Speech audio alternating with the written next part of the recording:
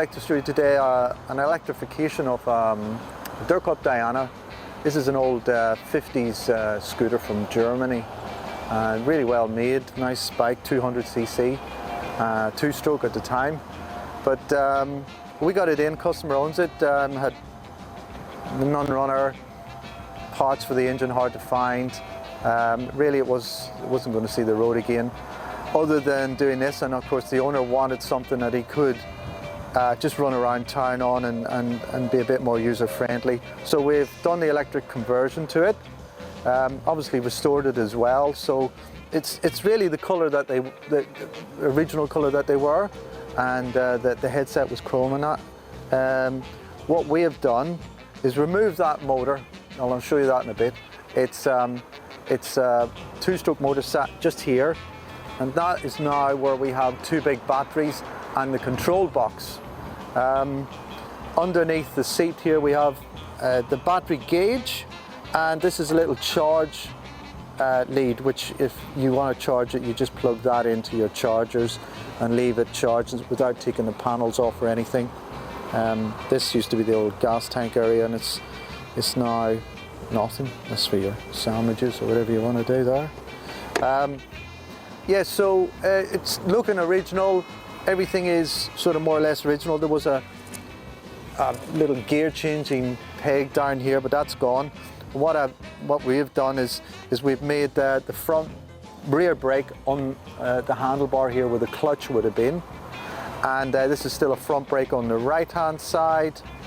And this, the old choke, is actually now activating a safety switch. So that's a safety on.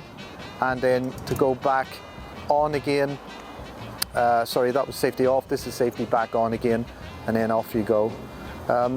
It's a very simple setup to electrify. We found it easier with this model. Some of these old rare scooters from the 50s and 60s, that it doesn't lend well to a conversion, but this one did, because we have our simple swinging arm system. It's got our 4 kilowatt motor, the disc brake version. And it has plenty of room for batteries, of course. So we got two big batteries in it, which will do about 80 mile. Okay, so this is the inside of the Durkopp Diana's old engine department. This is a battery. This is one of our large batteries. And just behind the battery here, we've got the control box, which contains solenoid controller, the keyless ignition. And at the back of it here, it's got a DC-DC converter, which converts that high voltage down to 12 volt power for the lighting, which is LED, by the way. Up the front, we just found room here for it's called the TPS. It's the throttle sensor, which we connect the throttle cable to, and that just activates the throttle, simple as that. It's connected to the controller. Simple swinging arm design, which we managed to put in the old framework of the bike, and still retain the old rear suspension. That's our disc brake here. Over this side, on the hydraulic side of the master cylinder, we just ran the rear brake cable down to our master cylinder, which is just behind the swinging arm here, and that activates obviously the caliper on the other side.